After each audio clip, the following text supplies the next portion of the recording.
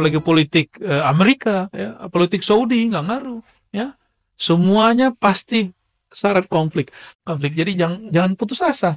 Orang-orang yang suka ngebom karena dia sudah, aduh, negeri ini udah hancur, ya. Itu karena pikiran dia pendek. Dia tidak paham bahwa salah satu sunnatullah pada dunia ini adalah kekacauan. Jawaban dari Ibnu Athaillah As-Sakandari. Jadi Ibnu Athaillah kemudian ditanya, kenapa dunia ini banyak masalahnya, banyak konfliknya? Ini menjadi limit kemunculan Al-Mahdi. Jadi kalau orang bertanya, kapan muncul Al-Mahdi? Kita nggak berani memberikan tanggal, kecuali itu perkiraan. Jadi kalaupun ada penanggalan, itu hanya perkiraan. Kama muliat, sebagaimana dipenuhi bumi zulman wa jawra, kezaliman. Jadi kalau mau dijawab, kapan Imam Mahdi muncul? Apabila senantiasalah hadzal din, agama ini, qaiman, tegap berdiri, berjaya, hatta yakuna, sampai yakuna alaikum, ada pada kamu, isna ashar khalifah, 12 khalifah. Apa arti khalifah? Khalifah itu pengganti orang sebelumnya. Khalifah tidak pernah diciptakan baginda Nabi Muhammad SAW. Ini perhatikan. Nabi tidak pernah menoskan, mengajarkan, buatlah sistem kekhalifahan. Nggak pernah. Cek Quran, cek sunnah, nggak ada. Kekhalifahan adalah ijtihad dan ijma ulama sahabat. Ya, jadi orang yang mengatakan Nabi Muhammad SAW tidak bawa rahmat karena tidak buat kekhalifahan, itu kekeliruan, dan itu adalah isa'atul adab alaihi. Itu orang yang bersikap kurang adab kepada baginda Nabi Muhammad SAW. Ya, jadi ada yang mengatakan Nabi gak bawa rahmat awal dicipta. Setelah lahir pun gak bawa rahmat. Gak ada rahmat. 40 tahun diangkat Nabi pun belum. Diangkat Rasul pun belum. Pas di Mekah pun belum. Sampai kemudian buat kekhalifahan. Nauzubillah min dzalik. Yadullu ala jahlihi bihaqqin Nabi sallallahu alaihi wasallam. Nabi itu belum lahir sudah rahmat. Karena sudah ada nur Nabi Muhammad sallallahu alaihi wasallam yang membuat Sayyidina Adam naik pangkat. Nabi Adam itu naik pangkat salah satunya karena melihat nama Nabi Muhammad SAW. Nurnya sudah ada di aras. Dan lebih dahulu nur Nabi daripada aras. Lebih mulia nur Nabi atau aras? Lebih mulia Nabi apa aras? Lebih mulia Nabi apa Ka'bah? Ini pertanyaan ini sering kita kasih nih ya. Semoga paham. Ya, jadi kita nggak pernah nyembah Ka'bah, kita nyembah Rabbul. Kita juga nggak pernah nyembah Nabi SAW, apalagi nyembah Nabi Isa, apalagi nyembah mursyid, apalagi nyembah kuburan, nggak masuk itu. Maka tuduhan kepada sufi, mereka ubadul kubur seperti dituduhkan oleh Wahabi, itu tuduhan buhtanun azim, kebohongan yang luar biasa. Dan itu permusuhan yang mungkin sampai kiamat nggak selesai-selesai. Ya, kita nggak pernah nyembah-nyembah kecuali Allah Subhanahu wa Ta'ala. Ya. Kekhalifahan, ini perhatikan, tidak pernah dibuat Nabi SAW. Itu adalah hasil kesepakatan sahabat Nabi setelah Nabi SAW wafat. Oleh karenanya, kekhalifahan tidak suci. Yang suci nubuat, kenabian. Apa yang suci? Kalau Nabi suci. Tapi khalifah suci? Coba cek. Umar konflik dengan Ali. Pernah dengar? Sayyidina Abu Bakar konflik dengan Fatimah. Fatimah nggak mau sapa Sayyidina Abu Bakar sampai mati. Hadis Sahih Bukhari. Ya. Sayyidina Ali nggak mau membayar Abu Bakar karena menjaga hati Fatimah. Meninggal Sayyidah Fatimah baru dibayar Abu Bakar. Maka terjadi konflik Sayyidina Ali dengan Umar. Itu politik sahabat yang dijamin masuk surga. Apalagi politik Indonesia, apalagi politik Amerika, ya, politik Saudi nggak ngaruh. Ya, semuanya pasti syarat konflik. Maka min tabi'ati siyasah fi ayyi suratin kana khalifatan mulkan atau ayyi surah fala takunu salimatan minal khilaf. Ya, tidak ada satu sistem pemerintahan, apakah itu kekhalifahan, kerajaan, monarki, demokrasi, kecuali di situ ada konflik. Pasti ada konflik. Jadi jangan putus asa. Orang-orang yang suka ngebom karena dia sudah, aduh, negeri ini udah hancur. Ya. Polisi yang benar dibunuh. Karena ada kan polisi yang mau dia punya menyimpan berita tentang sabu, dimatiin orang. Ya, polisi yang jahat bertahan. Orang kalau mikir begini, wah ini kita harus bunuh polisi semua nih. Ya. Makanya beberapa kali di Indonesia markas polisi dibom. Benar nggak? Ya, itu karena pikiran dia pendek. Dia tidak paham bahwa salah satu sunnatullah pada dunia ini adalah kekacauan. Jawaban dari Ibnu Athaillah As-Sakandari. Jadi Ibnu Athaillah kemudian ditanya, kenapa dunia ini banyak masalahnya, banyak konfliknya, kita udah baik juga orang gak baik sama kita. Apa jawaban beliau? Sesuatu tidak mengeluarkan kecuali yang menjadi sifat di dalamnya. Karena dunia itu sifatnya rusak, busuk, hancur, maka dia hanya menampilkan yang rusak. Oke, kembali ke ini. Jadi 12 kekhalifahan, 12 khalifah, sampai hari ini ulama kita nggak ada yang sepakat tentang makna siapakah 12 khalifah ini, kecuali kelompok Syiah. Bagi kelompok Syiah, 12 imam itu, yang ke-12 adalah Imam Mahdi yang masuk kepada goa lalu menghilang waktu dia masih kecil. Dan itu bukan akidah Ahlus Sun. Jadi bagi mereka, Sayyidina Hussein punya anak, Ali Zainal Abidin punya anak, Muhammad Al-Baqir, Muhammad Ja'far, terus sampai kepada Muhammad bin Askar. Askar ke-11, Muhammad bin Askar yang ke-12. Muhammad bin Askar ini menghilang waktu kecil. Cocok dengan hadis ini. Lalu apa kata mereka? Inilah imam yang kita tunggu. Kata siapa? Kelompok Syiah. Ajaran Ahlus Sunnah tidak meyakini 12 imam versi. Kenapa? Banyak dalilnya. Yang pertama, 12, yang 11 itu tidak pernah memimpin suatu pemerintahan pun. Sayyidina Husain, memimpin pemerintahan enggak? Dia wafat dibunuh oleh Yazid dan tentara Yazid, namanya Ibn Ziyad, sebelum berkuasa. Sayyidina Ali Zainal Abidin Jumatan aja nggak boleh. Muhammad Al-Baqir juga sama, Ja'far Shadiq itu juga hampir sama. Sampai kepada keturunannya tadi. Jadi mereka jadi ahlul bait di zaman itu berat. Maka ketika di sini ada zuriat Nabi, Habib ya, Indonesia paling aman tinggal habaib, sampai muncul isu anti nasab Ba'alawi ini ya. Kita nggak ikut-ikutan ya, kita nggak komentar juga. Kalau pernah ada komentar saya sudah tutup ya. Kita nggak mau ikut-ikutan konflik karena itu bagian dari merusak ukhuwah Islamiyah ya. Jika membahas nasab merusak ukhuwah Islamiyah, kita nggak usah bahas. Baik.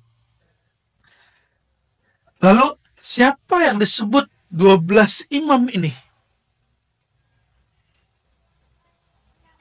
Jadi seakan-akan Imam Abu Dawud ingin mengatakan begini, wahai tuan pembaca, tuan yang membaca hadis ini, 12 imam itu bukan imam yang dimaksud oleh Syiah. Ya. Masih ingat kisah Bani Israel ketika Sayyidina Musa kemudian membawa 12 perwakilan yang disebut Nuqaba. Ya, disebut apa? Nuqaba. Maka jika kita merujuk ke sana, Nuqaba ini bisa berarti hidup di zaman yang sama. Bisa juga tidak. Nah, tapi poin paling penting dari kata ini, hadis ini adalah seakan-akan Imam Abu Daud ingin mengatakan bukan 12 imam versi Syiah itu. Oke? Ini penjelasannya masih agak panjang, tapi kita cut aja ya. Sudah asar belum? Belum. Belum mau atau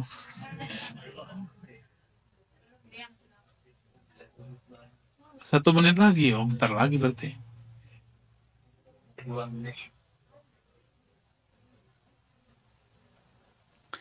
Hadis berikutnya sama, kayak saya nggak bacakan ya.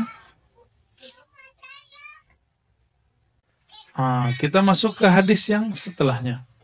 Wabila qala haddatsana Musaddad. Kelihatan?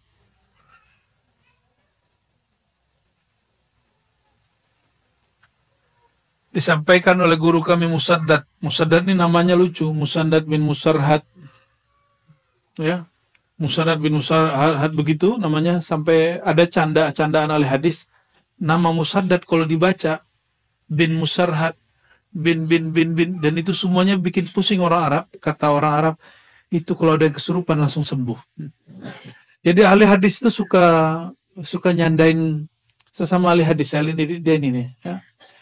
An Umar bin Ubaid haddatsahum ha. Ha ini berarti gurunya ada dua atau lebih dari dua. Ya. Sana qala hadatsana Muhammad al-Ala qala hadatsana Abu Bakar yakni bin Ayyash ha wa sana Musaddad. Kembali ke Musaddad.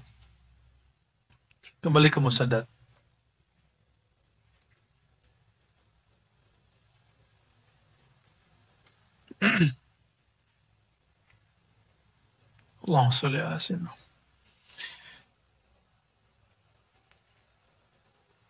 Kata Musaddad dari Yahya, dari Sufyan, kata Ahmad dari Ubaidullah bin Musa, dari Zaidah, begitu juga kata Ahmad Ibrahim dari Ubaidullah bin Musa, an Fitr. Ya. Ubaidullah bin Musa ini dituduh Syiah oleh imam seperti Yahya bin Ma'in, tapi oleh Imam Ahmad dianggap oleh Imam Bukhari dianggap thiqah. Ya. Kita nggak akan membahas itu, tapi bahwa ada orang yang tertuduh Syiah di sini satu dua ada ya. Kulluhum an Asim an Zir an Abdullah an Nabi sallallahu alaihi wasallam, dari Abdullah bin Mas'ud. Ini maksudnya Abdullah di sini adalah Abdullah bin Mas'ud. Qala, nah perhatikan ini hadis Al-Mahdi yang paling penting untuk bab limit waktu. Lau lam yabqa, seandainya tidak tersisa, seandainya tidak dapat fisiknya teks, ada. Dapat? Nggak dapat? Oh, ngopi sendiri? Oke, emang wajar sih, karena daurahnya gratis. Ya, alhamdulillah. Ya, karena saya dapat ilmu ini gratis, jadi saya ingin mengajarkannya gratis. Ya, semoga Allah memberkahi kami yang hadir, yang mengajarnya, kami yang nobel.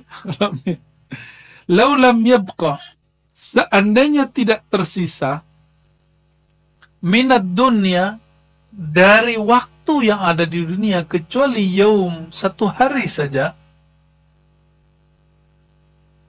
la tawwalallahu dzalika, sungguh Allah akan memanjangkan hari itu, dzalikal yaum, hatta yub'atsa, atau yab'atsallahu, sampai Allah membangkitkan seseorang, mengutus seseorang, minni, dari aku, dari aku, semua alam dariku, al-alam minni. Semua alam dariku, semua kita dari nur Nabi Muhammad SAW. Berarti lafaz pertama, siapa aja mungkin jadi Imam Mahdi. Tapi untungnya ada lafaz keduanya, au min ahli baiti. Dari ahlu baitku, dari keturunan ahlu bait. Ahlu artinya keluarga, bait rumah tangga Rasulullah SAW. Dan Rasulullah SAW hanya mewarisi, menurunkan keturunan dari jalur Sayyidatuna Fatimah. Maka kalau diterjemahkan, dari keturunanku melalui Fatimah. Nggak ada urusan mau patriarki, mau apa lagi yang dari ibu. Ya, saya di sini lupa, padahal saya orang Padang, orang Minang. Hah? Matrilineal, Allahumma salli ala Sayyidina Muhammad. Ya, yuwati'u. Nah, di sini maka ada dua ahlu bait. Ada ahlu bait nuraniyah, ada ahlu bait nasabiyah. Ahlu bait nuraniyah, semua orang beriman, maka dia ahlu bait Nabi Muhammad SAW, yang oleh Imam Subki, beliau mengatakan apa? Kalau kita baca Allahumma sholli ala sayyidina wa ala ali Muhammad, maka semua orang beriman dapat. Karena keluarga Muhammad, kata Imam Subki, kullu mu'min, kullu muslim. Setiap mukmin. Coba perhatikan. Istri Nabi dipanggil Ummul Mu'minin. Ibu orang beriman. Bapaknya siapa? Abul Mu'minin Sayyidina Muhammad SAW. Itu makna ayat, makana Rasulullah SAW aba ahadin minrijalikum. Rasulullah SAW bukan bapak seseorang saja, tapi bapak rohani semua. Bapak semua rohani. Ya, maka kita ada sholawat, kita sebut sholawat Abu Ruh. Abu Ruh, ya. Allahumma sholli ala Sayyidina Muhammad Abir Ruh. Ya, salatu wassalamu alaika ya Aba Ruh. Ya. Yuwati'u, berkesesuaian, ismuhu ismi. Isim dia, nama dia dengan isimku, namaku sama. Wa ismu abihi ismu abi. Tapi di riwayat imam yang lain, ini kalimat ini tidak ada. Ya, ini riwayat yang lebih sahihnya yang ini. Nama dia sama dengan namaku. Pertanyaan, apakah yang Nabi maksud nama itu nama KTP? Nama ID card? Di masa Rasulullah SAW udah ada ID card belum? Ada kartu tanda penduduk? Ada masuk ke daftar, apa namanya, Dukcapil yang di pemerintah? Enggak. Nama yang dimaksud di sini bukan nama itu. Yang perlu diperhatikan, ya. Karena kita sering memahami 14 abad lalu dengan zaman sekarang. Itu kebodohan. Ya, makna hadis nanti nggak lengkap. Nama apa yang dimaksud? Nah, yang paling bagus menjelaskan tentang makna nama itu Al-Imam Bajuri dalam Hasyiah Akidahnya. Apa makna nama? Nah, jadi si nama ini ada makna.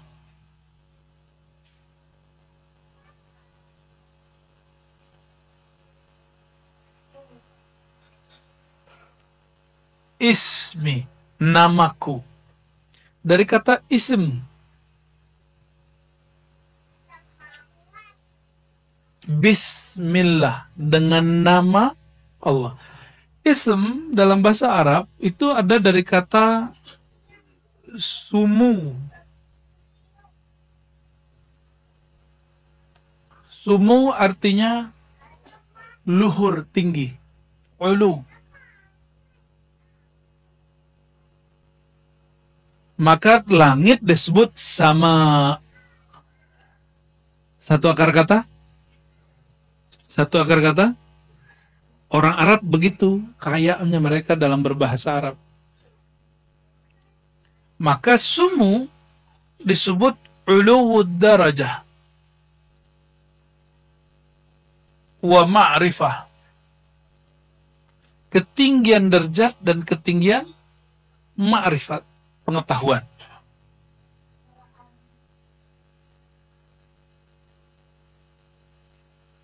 Berarti Imam Mahdi doktor dong. Ya, karena derajatnya tinggi dan ilmunya tinggi. Oh, bukan. Rumus awal apa tadi? Kemahdian itu mengenalnya bukan lewat gelar intelektual, tapi melalui spiritual, rohani. Ya. Makna kedua daripada ism, kalau ini tinggi,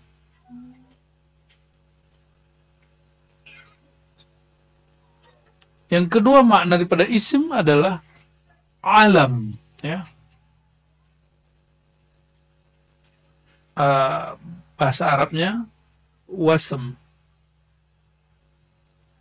Jadi ulama itu mereka bingung, ism kata bismi itu dari sumu atau dari wasam. Apa makna wasam? Ada di bahasa lokal nggak wasam? Asam adanya. Wasam berarti alam. Apa arti alam? Tanda. Apa arti alam? Tanda. Jadi kalau kita terjemahin, ismuhu ismi. Nama ia adalah namaku.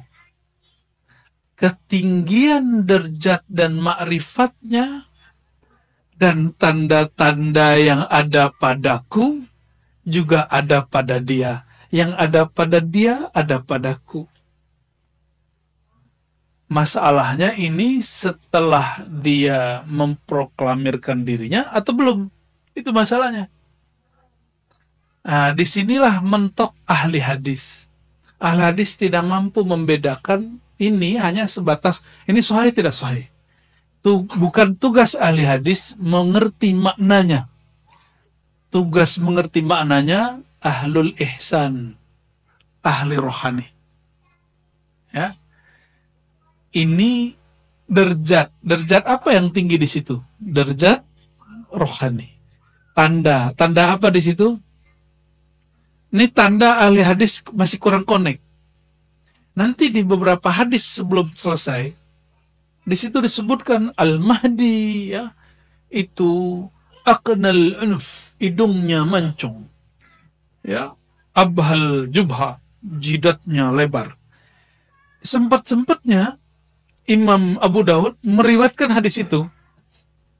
Tanda ahli hadis mereka terbawa dengan nuansa ism, bahwa tanda-tanda yang dimaksud tanda-tanda fisik. Oke, kita ambil hadis itu. Hidung yang mancung itu pertanda apa? Orang hidung mancung itu keturunan Sunda, Jawa, apa keturunan Arab? Nah, boleh juga lah kita ambil ya. Tapi apakah semua yang hidung mancung? Ya, dia Imam Mahdi? Ini banyak yang mancung nih bukan Imam Mahdi saya lihat.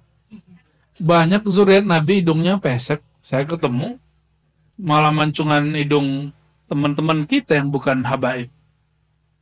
Berarti bukan itu tandanya, bukan tanda hidung. Jadi hidung ini kalaupun iya itu pertanda dia zuriat. Jidat lebar pertanda dia cerdas. Tapi bukan berarti mesti seperti itu, ya. Oke, ini dua hal paling penting dari makna ism.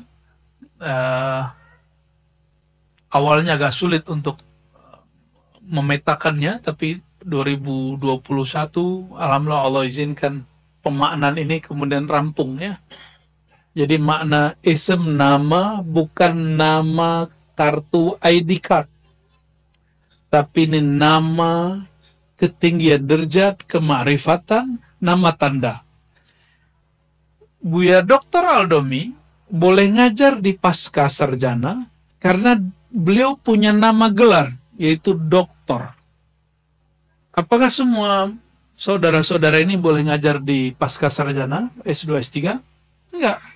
Mesti ada, sudah punya doktor, mesti punya syarat satu lagi, namanya nomor induk dosen. NIDN. Berarti dia punya nama induk. Nama dia punya nomor. Jika di alam nyata ini ada kenyataan realita begitu, maka ini adalah pertanda bahwa di akhir zaman ada lebih dari satu nama. Maka kita ada kitab, di situ disebutkan 2000 nama Nabi SAW kurang 5. 2000 kurang 5. Nama Nabi Muhammad SAW. Semakin kenal nama Nabi Muhammad SAW, semakin kenal beliau. Ini baru ilmu nama yang diajarkan ke Sayyidina Adam. Wa 'allama Adam al-asma'a kullaha. Kami ajarkan nama-nama, ilmu nama kepada Sayyidina Adam. Jadi tolong diluruskan, ini bukan nama ID card. Ini nama dalam pengertian ketinggian ilmu, derajat, dan tanda-tanda. Udah mau selesai. Udah. Buat itu aja. Oke, barangkali ini karena kita sudah mau asar, mohon ahli sholawatnya, sholawat dulu nih. Faiz, sholawat dulu Faiz. Ini baru berapa hadis? Sudah berapa hadis? Tapi baru satu bab. Baru satu bab. Dan kita pun membacanya bukan membaca seperti ahli hadis kebanyakan, ya, tapi membacanya agak sedikit lebih santai. Sebelum sholawatan, coba perhatikan kalimatnya. Yamla'ul arda.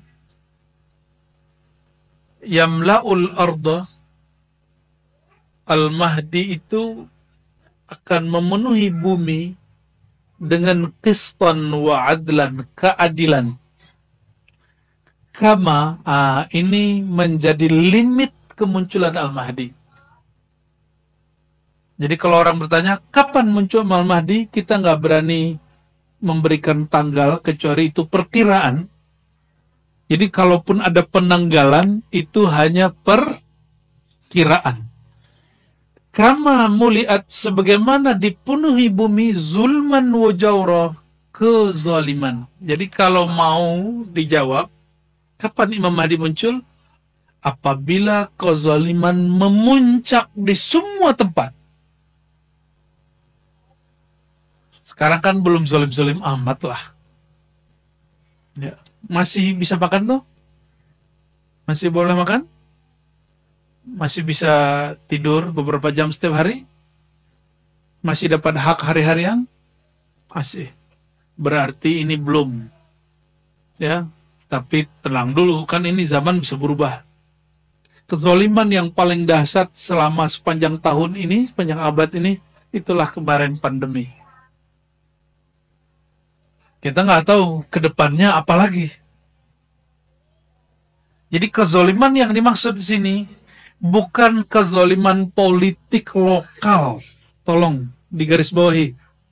Bukan kezaliman politik lokal. Kalimatnya coba perhatikan. Sang Mahdi akan memenuhi bumi. Ini kalimatnya pakai bumi.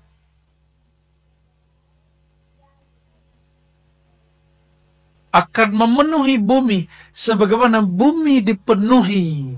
Berarti ini yang disebut orang global. Tapi saya nggak suka istilah itu. Apa istilahnya? Pemerintahan global gitu. Saya nggak suka istilah itu. Kita gunakan istilah baginda Nabi Muhammad SAW. Apabila bumi telah dipenuhi, seluruh bumi dipenuhi oleh kezoliman. Dan kezoliman yang paling parah itu nanti ketika Dajjal 3 tahun berturut-turut menyebar virus dan krisis di muka bumi. Maka nanti tidak ada hujan, orang kelaparan di mana-mana. Jadi itu kezoliman global kalau boleh disebut. Bukan kezoliman Soeharto, SBY dan Jokowi, bukan ya. Ini masih gagal fokus ini. Hadis-hadisnya dibawain ke bab politik. Kalau di Malaysia kezoliman Anwar Ibrahim gitu enggak ada urusan. Ini enggak ada urusan begitu. Kezoliman Salman, Raja Salman dan MBS, Muhammad bin Salman, ya salam ya akhi, bukan itu. Ini kezoliman munculnya dari orang yang paling zalim, yaitu Dajjal. Bukan kezaliman politik lokal. Ini kalau orang nggak ngerti bab kolbu, dia akan maksain, enggak, ini zaman ini. Ya, maka sekarang di Indonesia sudah banyak Dajjal. Kalau begitu bentar lagi Imam Mahdi keluar juga dong.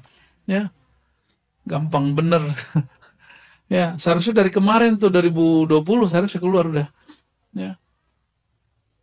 Oke. Ini kalimat paling penting di hadis ini. La tazhab aw la tanqadi dunya hatta yamlikal Arab rajulun min ahli baiti. Artinya sama berdasarkan hadis ini, dan hadis ini hasan. Ya, hadis ini apa? Jadi ada sahih, hasan, dhaif, dan dia di tengah-tengah. Dia di tengah-tengah. Oke, saya tanya lagi. Ini kezaliman lokal, nasional, atau global? Maka pelaku kezalimannya itu politik partisan atau politik global. Global.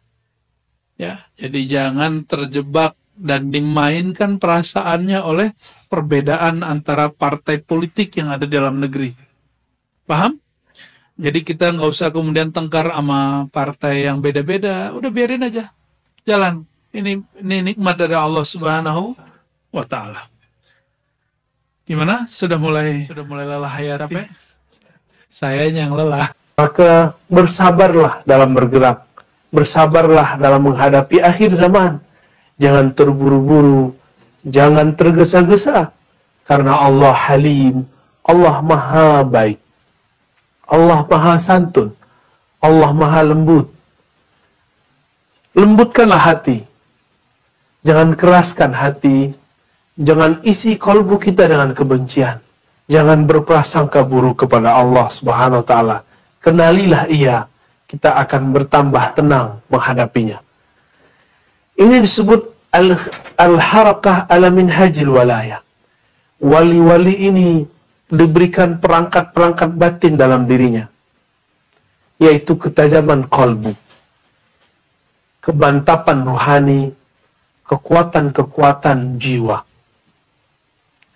Sahabat-sahabatku yang dimuliakan Allah, puan-puan, tuan-tua dimanapun berada, apa yang kedua yang menopang Islam, iman, ihsan, yaitu pergerakan yang mempunyai cita-cita mulia, yaitu menyongsong, menyambut al-khilafah ala minhaj an-nubuwah, kekhalifahan yang berdasarkan kenabian. Apa maknanya ini? Gerakan untuk menyongsong munculnya khilafah akhir zaman itu tidaklah kemudian dapat direncanakan, diinginkan serta-merta. Meskipun ada 7 miliar manusia mengangkat seorang pemimpin yang disebut Mahdi, jika Allah tidak mengizinkannya, maka tidak akan terwujud sama sekali. Maka jangan terpancing dengan anggapan-anggapan, mimpi-mimpi, dengan pergerakan-pergerakan yang tergesa-gesa mengatakan pemimpin dia adalah Al-Mahdi, imam dia adalah Al-Mahdi. Nanti kita akan terbedaya, kita akan terkecoh. Kenapa? Karena hijrah di akhir zaman tidak berdasarkan ra'yu, pandangan-pandangan yang tergesa-gesa, apalagi cuma sekedar tebak-tebakan. Hari ini banyak sekali orang-orang yang bergerak di akhir zaman itu menebak-nebak. Apakah ini, apakah si fulan, apakah ini, apakah si fulan, dan lain sebagainya. Sahabat-sahabat karena Allah, karena semua ujian, semua masalah ada pada akhir zaman ini, maka mulailah berhijrah secara mental. Jangan bermimpi lagi pandemi ini akan berakhir. Jangan bermimpi lagi pandemi ini akan kembali semula. Tidak, akan kembali semula ada semula seperti kita dulu pra pandemi. Tidak. Coba katakan saja raditu billahi rabba. Aku ridha dengan ketentuan Allah. Aku ridha dengan kehendak Allah Subhanahu wa taala. Imam Abdul Hasan Syadzili mengatakan, betapa anehnya ada orang yang mengatakan aku percaya kepada Allah tapi tidak meridai kehendak-kehendak Allah. Betapa anehnya, betapa gharibnya, betapa tidak selarasnya orang yang mengatakan kami percaya kepada Allah tapi dia tidak menerima ini zaman, ini masa, ada semua pancaroba ada di dalamnya. Jika nikmat sebagai umat akhir zaman ada pada kita, maka ujian sebagai umat akhir zaman pun ada pada kita. Teman-teman sahabat-sahabat yang dimuliakan Allah, karena semua ujian ada pada masa ini, Allah pun mengatakan, Innallaha ma'as sabirin. Allah bersama siapa yang bersabar.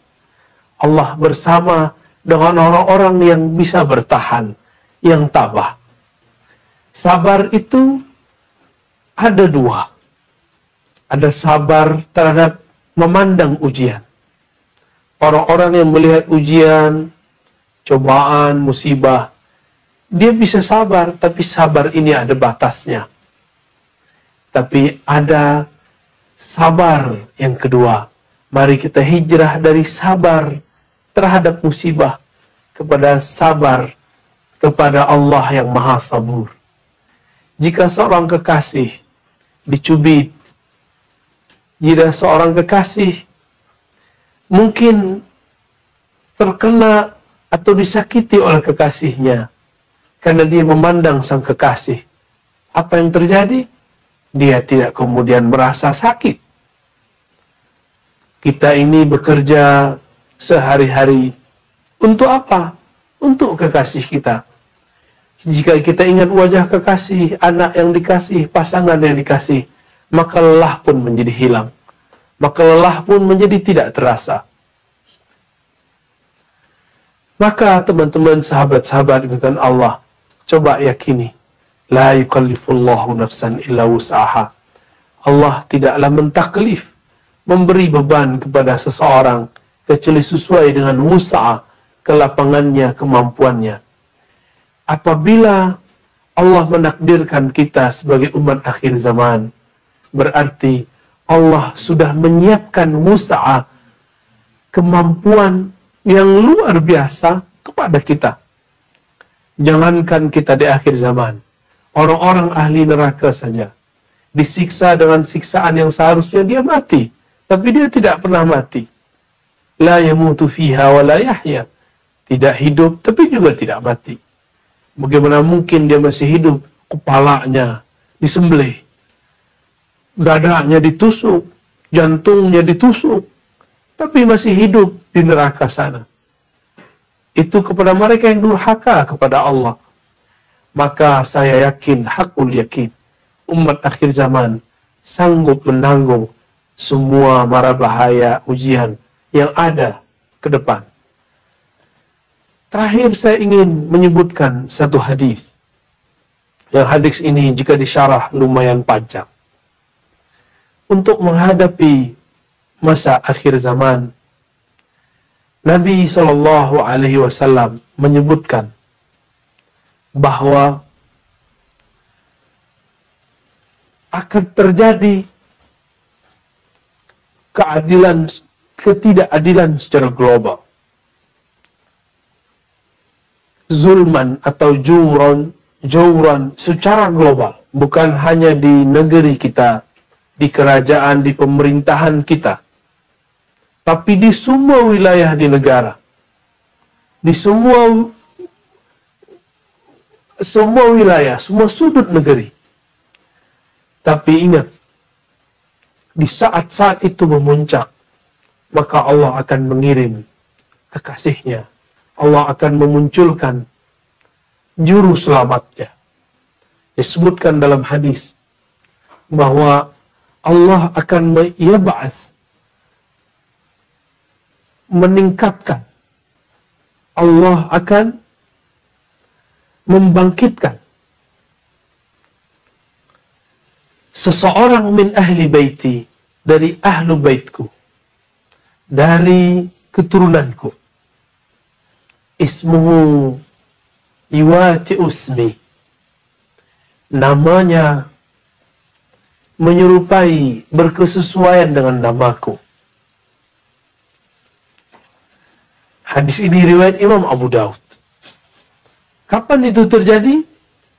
Jika bumi muliat al-ardu jauran wa zulma, jika bumi telah dipenuhi dengan ketidakadilan, jika bumi dipenuhi secara global, secara utuh dengan kezaliman yang merata-rata di mana-mana, maka sahabat-sahabat Allah, di saat itulah, di saat semua umat manusia menjerit, tidak hanya negeri kita, tidak hanya Nusantara, tapi semuanya, maka Allah akan munculkan yang mana dia sekarang sudah bersiap-siap muncul. Namanya berkesesuaian, yuwati, dengan namaku. Hadis Imam Abu Daud. Tapi banyak orang lupa apa makna isim, nama di dalam bahasa Arab. Dia mengira, banyak orang berpikir bahwa nama di situ berarti nama secara zahir, yaitu Muhammad.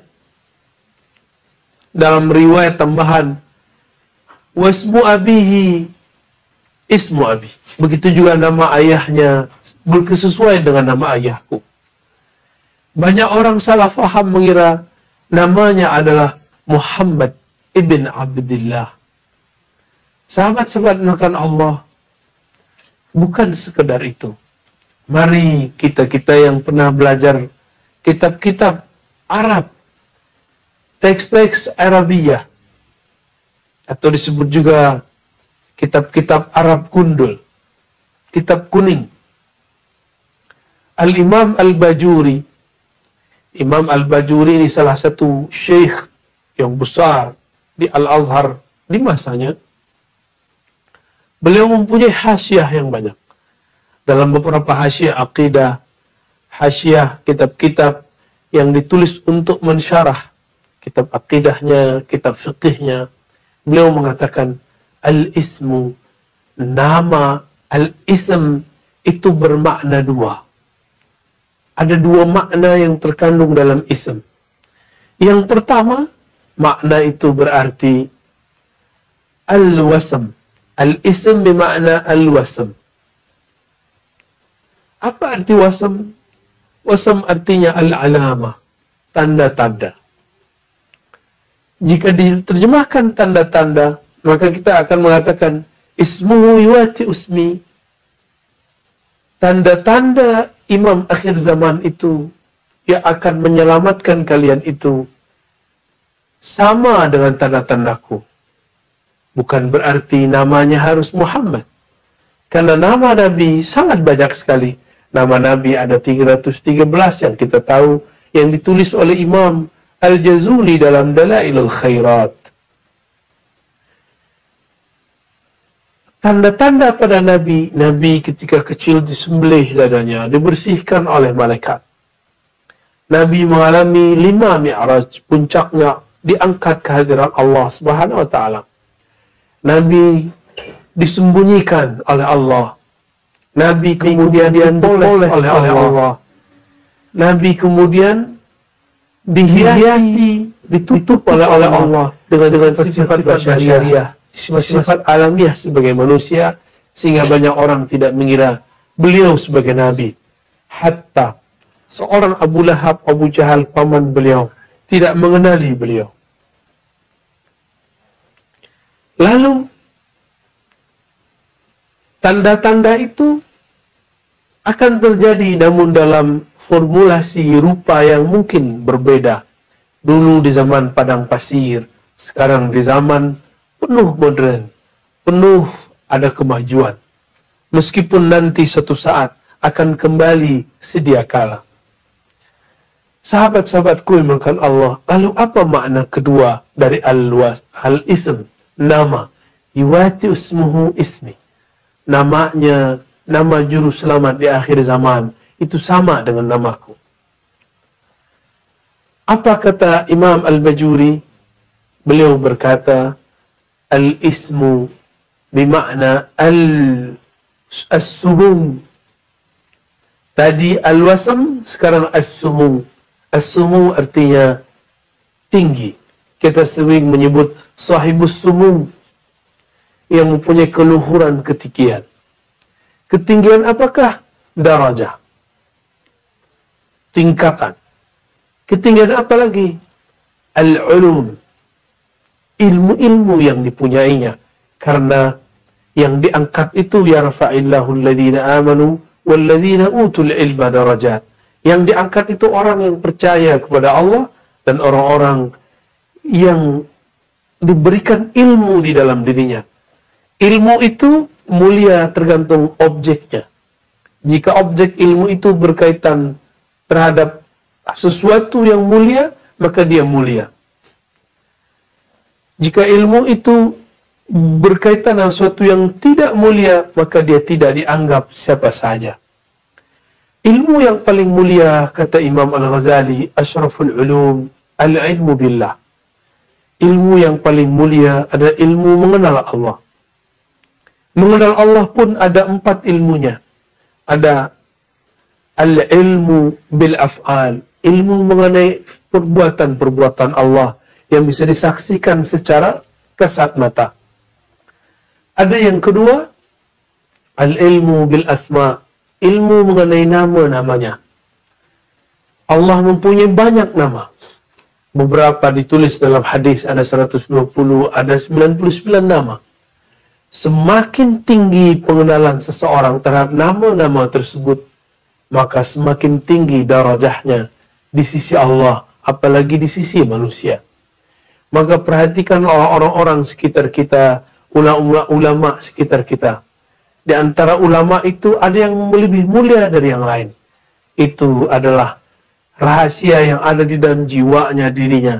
Jika di dalam dirinya ada ma'rifatul asma, mengenal nama Allah lebih tinggi daripada yang lain, maka dia Allah angkat lebih tinggi daripada ulama yang lain. Ada yang ketiga, ma'rifatus sifat, mengenal sifat-sifat Allah yang disebutkan dalam hadis qudsi riwayat Imam Al-Bukhari, la yazalu 'abdi yataqarrabu ilayya bin nawafil, senantiasalah hamba-hambaku mendekatkan diri kepadaku dengan nawafil, dengan disiplin terhadap amal-amal yang tidak wajib, tapi dia kemudian mewajibkan kepada dirinya, sehingga aku mencintainya, jatuh cinta kasih sayangku kepadanya. Apabila demikian, aku robah, aku ganti, aku ambil sifatnya, aku ganti dengan sifatku, aku ambil samaknya, aku ganti dengan samakku, sama pendengaran. Maka pendengaran orang ini bukan lagi mendengar dengan telinga fisik, dia sudah mendengar dengan samaknya Allah. Basarnya menjadi basarku, basarnya hanya memandang terbatas kepada dinding, kepada jarak. Sekarang basarnya sudah mampu menembus jauh. Dulu dicontohkan kepada sahabat Nabi Umar, betapa hebatnya Sayyidina Umar. Dia berkhutbah di Madinah Al-Munawwarah. Panglima perangnya sedang ada di Irak, sedang ada di Syam. Lalu dia memanggil, ya Jariyah, wahai Panglima Jariyah, naiklah ke gunung. Dan betapa beningnya, betapa bercahayanya hati Jariyah. Jarak yang jauh itu pun dia bisa mendengarkan suara Umar, suara Amirul Mukminin radhiyallahu ta'ala anhu. Sahabat-sahabatku yang dimuliakan Allah, ilmu-ilmu seperti ini akan turun di akhir zaman. Inilah yang dikatakan ilmu mengenai sifat. Maka orang-orang ini ruhaninya sangat dekat kepada Allah. Dia mempunyai pengenalan terhadap sifat-sifat Allah. Dan yang terakhir adalah ma'rifatuz zat. Ruhani mereka dekat dengan zat Allah subhanahu wa ta'ala. Mereka kenal kepada Allah subhanahu wa ta'ala. 4 ilmu inilah yang dimiliki oleh al-imam di akhir zaman. Ilmu ma'rifatul af'al, mengenal af'al Allah, perbuatan Allah, asma Allah, sifat Allah, dan mengenal zat Allah. Mungkin ada yang bertanya di hatinya, Ustaz, Buya, Syekh, bukankah kita tidak boleh memikirkan zat Allah? Betul, berfikir dengan ra'yu, dengan akal. Sedangkan mengenal tidak mesti dengan akal. Kita ada yang mengenal dengan pandangan fisik, disebut empirik, hissi. Ada yang mengenal dengan akal, rasio. Ada yang mengenal dengan kolbu. Ada yang mengenal dengan ruh. Mengenal dengan ruh bukan dengan berfikir. Mengenal dengan ruh itu adalah asrar, rahasia-rahasia Allah yang Allah titipkan di kolbu Nabi, nanti diwariskan kepada Al-Imam, juru selamat akhir zaman, Al-Imam Al-Mahdi.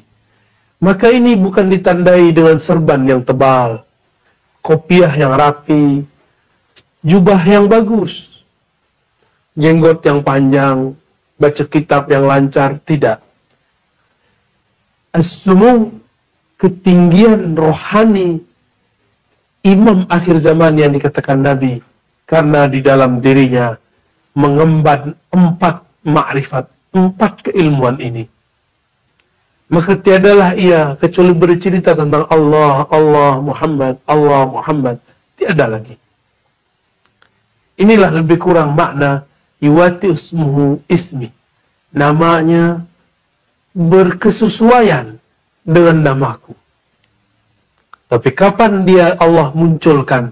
Ya ba'as, Allah tampilkan secara resmi, secara terbuka di saat ia melihat di alam semesta sudah terpenuhi oleh kezaliman.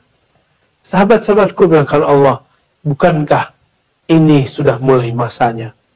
Tiadalah negeri, tiadalah negara, tiadalah kerajaan pemerintahan, melainkan semuanya sedang mengalami kesusahan menghadapi kezaliman orang-orang yang menyebarkan virus bernama corona ini. Inilah awal daripada kezaliman global. Inilah awal daripada kezaliman yang merata-rata di semua wilayah, di penjuru negeri, di penjuru dunia. Maka jangan banyak angan lagi. Nabi dari dulu mengatakan, penyakit umatku itu ada 2. Hubud dunia, cinta dunia. Dan tulul amal, panjang angan-angan. Masih berpikir pandemi ini akan kembali semula. Tidak. Ini akan tambah hebat, tambah parah, tambah parah. Namun, meskipun ujiannya tambah berat, ilmu-ilmu yang Allah turunkan juga akan tambah banyak. Inilah kabar gembiranya. Tiadalah ujian diturunkannya, melainkan kemudian Allah tunjang, Allah berikan kemudian sokongan, support ruhani juga secara menyeluruh. Maka siapa-siapa yang memahami 4 ilmu tadi, dia akan merasakan bahwa ini akan bertambah terbuka. Dulu orang berbicara tentang nama Allah, sifat Allah, ada di di surau-surau, di pondok-pondok kecil, di penjuru-penjuru desa, penjuru-penjuru negeri, sangat terkucil.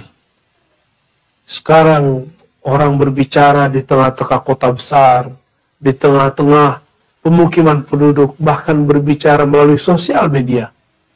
Maka kita juga harus hati-hati, ilmu manakah yang murni. Ilmu yang murni tentu ilmu yang terhubung secara sanad silsilah kepada baginda Nabi sallallahu alaihi wasallam. Kembali ke hadis tadi. Nabi sallallahu alaihi wasallam mengatakan Allah akan mengutus juru selamat. Karena hadis ini, maka banyaklah orang di banyak wilayah, termasuk di Indonesia, di Malaysia.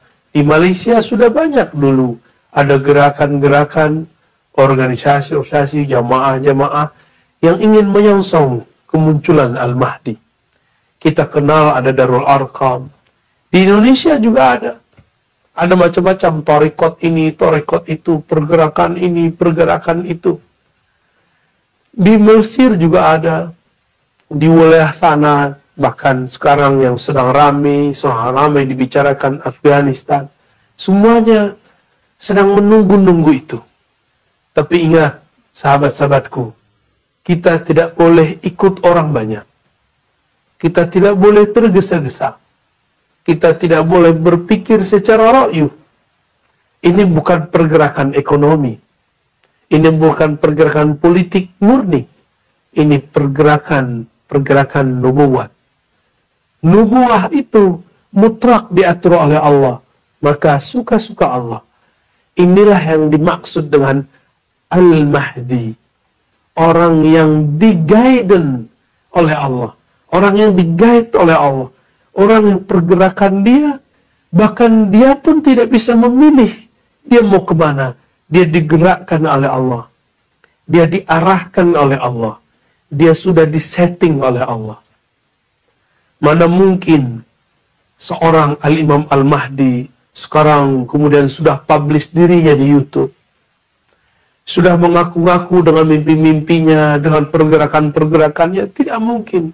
Jika iya, maka akan terjadi seperti di zaman Rasul. Ketika masih kecil, apa kata Nabi? Dulu waktu aku kecil, waktu remaja, ada seorang pendeta bernama Buhairah memarahi Abu Talib. Karena Abu Hurairah membaca ada tanda-tanda kenabian pada Nabi Muhammad SAW yang masih remaja, masih belia. Apa kata beliau? Wahai Abu Talib, bawa segera pulang anakmu. Karena jika tanda-tanda ini dibaca oleh Yahudi, maka mereka akan membunuhnya. Maksud saya sederhana. Karena sekarang masa yang genting, masa yang darurat, orang semuanya panik. Di saat panik, jangankan orang awam, bahkan beberapa ulama pun percaya. Beberapa orang-orang yang mengaku Al-Mahdi itu dialah Al-Mahdi. Padahal Al-Mahdi tidak dengan diaku-aku. Al-Mahdi, orang yang di-guidance. Di Quran ada satu rumus, surat At-Taghabun. Wa man yu'min billah yahdi qalbah. Bahkan lafaz awalnya ma asaba min musibatin illa biiznillah. Tidaklah Allah menguji, Allah menurunkan musibah kepada seseorang kecuali dengan izinnya. Maka pandemi ini meskipun makar dari musuh-musuh Allah, tapi memang Allah mengizinkannya. Berarti di balik itu ada hadiah-hadiah besar. Apa hadiah besar? Wa may yu'min billah yahdi qalbah. Siapakah di antara kita, saya, saudara-saudaraku, sahabat-sahabatku semua, yu'min, percaya bahwa ini sudah diatur oleh Allah. Yahdi qalbah. Allah akan gerakkan, Allah akan hadikan, hidayahkan kalbunya. Orang-orang yang diberi hidayah kalbunya disebut Al-Mahdiyin. Orang-orang yang di-guidance kalbunya. Mereka pun tidak bisa memilih. Allah lah yang memilihkan untuknya. Itulah makom para pecinta. Itulah kondisi orang-orang yang sudah larut, yang sudah karam dalam cinta kepada Allah Subhanahu wa ta'ala. Dia tidak lagi memilih dengan pikirannya sahaja, apalagi cuma berdasarkan tebak-tebakan, cocok-cocok logi, munasabat-munasabat yang tidak sahihah. Dia bergerak berdasarkan anjuran-anjuran, gerak-gerak dari Allah Subhanahu wa ta'ala. Karena Allah berdialog tidak lewat akal seseorang. Bahkan Allah pun kepada kalbu hanya kemudian memberikan hidayah. Hidayah itu berisi simbol-simbol. Tapi Allah berkalam lewat ruh. Kalamnya tidak berhuruf, tidak bersuara.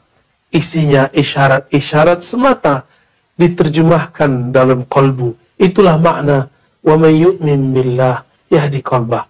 Jika engkau percaya kepada Allah, maka Allah akan tata qalbumu. Allah akan bantu arahkan qalbumu. Sahabat-sahabatku yang mulakan Allah, di akhir zaman ini jangan terkecoh, karena akan banyak yang mengaku dirinya Al-Mahdi, dirinya sebagai orang yang diberi petunjuk. Maka salah satu hijrah kita di akhir zaman, jangan tergesa-gesa. Minta petunjuk kepada Allah, minta khutuwat-khutuwat, harokah-harokah, langkah-langkah yang dibimbing langsung dari Allah Subhanahu wa ta'ala. Jika Nabi SAW mengatakan min sa'adatil mar'i ayyastakhira ila Allah fi amri.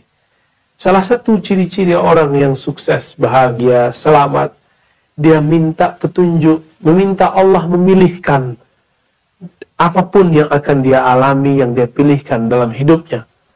Karena Allah akan memilihkan yang terbaik bagi hambanya. Allah itu memilih kita sekarang di akhir zaman. Karena ini yang terbaik bagi kita. Karena ujian ini tidak bisa dihindari. Maka kita harus beradaptasi. Inilah nikmat dari Allah.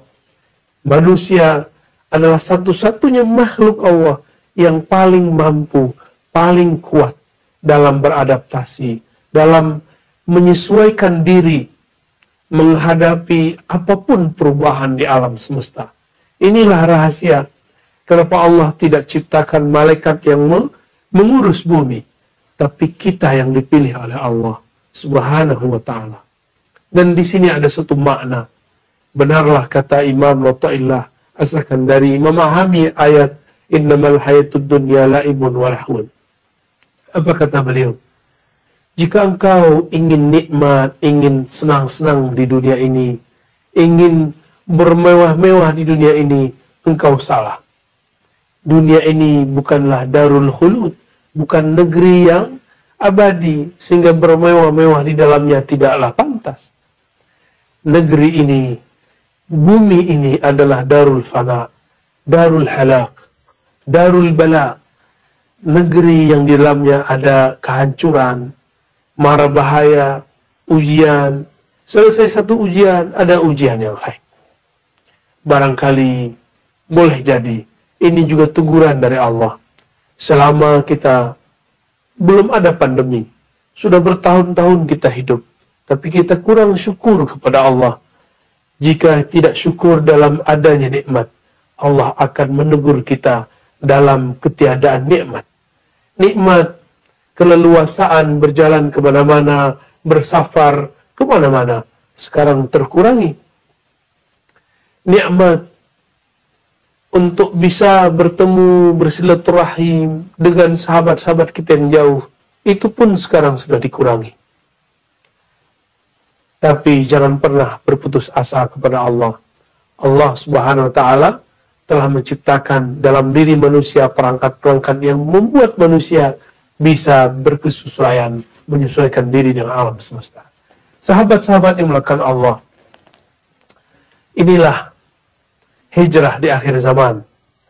Hijrah meninggalkan cara berpikir lama, berpikir mencintai dunia, berpikir dengan tulul amal, panjang angan-angan. Maka sekarang mulailah cara berpikir kita lebih tajam, lebih dalam. Berpikir dengan kulub. Lahum kulubu ya'qiluna biha.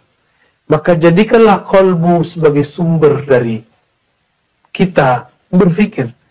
Jangan jadikan pandangan pemikiran semata. Jangan jadikan hasrat lahiriah semata dalam memandang sesuatu. Jangan berbangga hanya sekedar dengan ilmu yang kita punya, tapi bertanyalah kepada Allah apa yang Dia mau, apa yang Dia rahasiakan. Sahabat-sahabat yang bukan Allah, hijrah dari berpikir secara empirik materialism menjadi berpikir secara qalbiyah, secara qalbu. Allah memandang qalbu manusia. Innallaha yanzuru ila qulubikum. Allah memandang qalbu kamu. Betapa malunya kita saat Allah Subhanahu wa ta'ala memandang qalbu ini, ternyata di qalbu ini ada nama selainnya. Ada ketakutan kepada selainnya. Ada prasangka kepadanya. Allah memandang ke dalam qalbu, tapi di qalbu kita tiada namanya. Betapa kecewanya Allah kepada seseorang ketika dia hendak melihat, menengok ke dalam qalbu seseorang, ternyata di qalbu seseorang itu tiada satupun nama Allah. Maka saya mengajak, mari kita hijrahkan zikir kita yang tadi di lisan, subhanallah, la ilaha illallah, kita masukkan ke dalam qalbu. Kita ajak qalbu ini juga menyebut namanya. Sehingga teranglah makna ayat, idza dzukirallah wajilat qulubuhum. Jika disebut nama Allah, maka bergetarlah qalbu. Bukankah ini tanda-tanda orang yang cinta? Orang yang cinta, jatuh cinta kepada kekasihnya, disebut nama kekasih, qalbunya bergetar, jantungnya berdebar, badannya menggigil bergerak. Muncullah kerinduan, muncullah keinginan, ingin liqa, ingin bertemu. Sahabat-sahabat yang muliakan Allah, apabila kita sudah hijrah dari membaca nama Allah dari lisan, kemudian masuk ke dalam qalbu, maka kita pun juga harus hijrah secara zan prasangka kita. Dari su'uzan, dari berpikir Allah, kenapa engkau menjadikan aku umat yang mendapatkan mara bahaya? Sekarang kita ganti, kita switch. Kita katakan, ya Rabb, pasti ujian ini adalah cara engkau untuk memperkuat jiwa kami. Orang yang biasa menempa dirinya dengan latihan-latihan fisik, jika berlatih dengan fisik, sehari push up kita 10 kali, 40 kali. Selama sepekan, seminggu, 7 hari, sebulan, maka akan muncul otot yang kekar, badan yang kuat, selama 40 hari.